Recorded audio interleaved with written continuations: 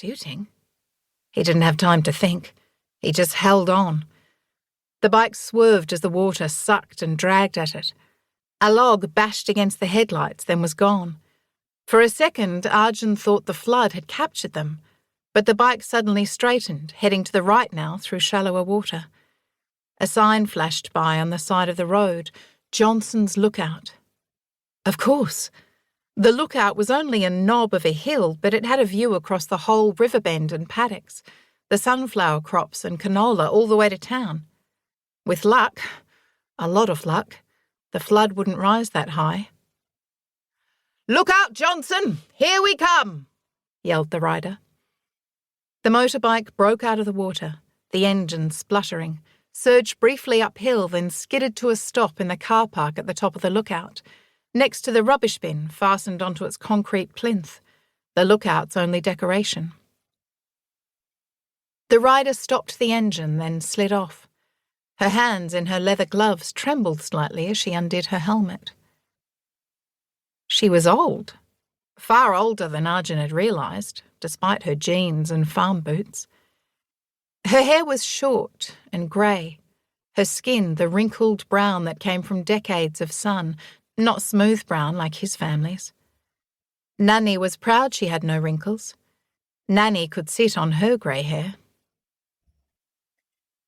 The woman pulled off her leather glove and held out her hand. Only 2 fingers and a thumb, Arjun realised, as he shook them automatically. The rest of her hand was scar tissue. "I'm Jean McLain, Mrs.," the woman added. Her accent sounded English. He hauled out a memory from when he was small. An old woman on a motorbike who'd emigrated from England after World War II. "Didn't you deliver the mail out past town? I think I met you once when I was staying with my grandparents." "That would have been me, all right. How about you?" I'm Arjun. Arjun Chowdhury." "The Chowdhury farm, past where the McCoys used to live. I know it." Arjun found he was shaking too. I was going to meet some mates to see a movie at the mall. Simon and Christopher and Lucas. Were they okay? Maybe they hadn't even left home. He'd gone early to buy Mum a birthday present. Would Mum and Dad think he was dead?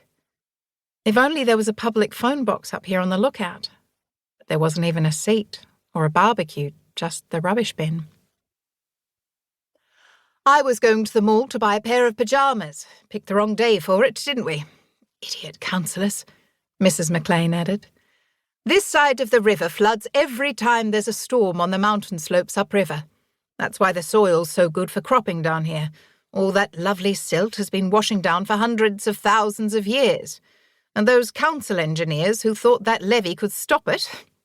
Twits." Arjun gazed out at the water.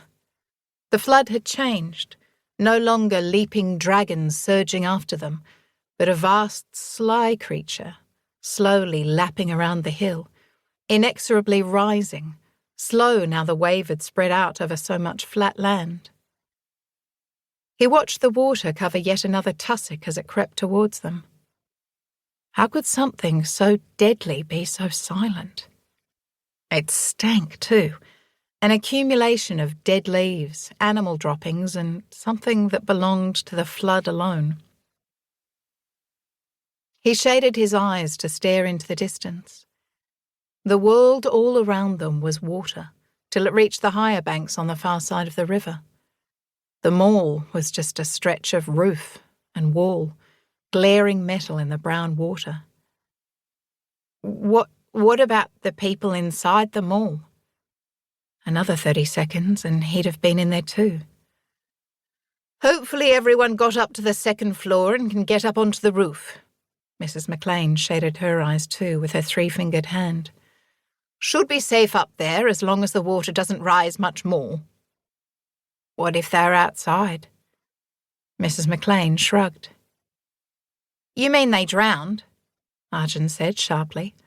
"I mean I don't know. I was concentrating on making sure we didn't." "How long will it keep rising?" Even as Arjun spoke...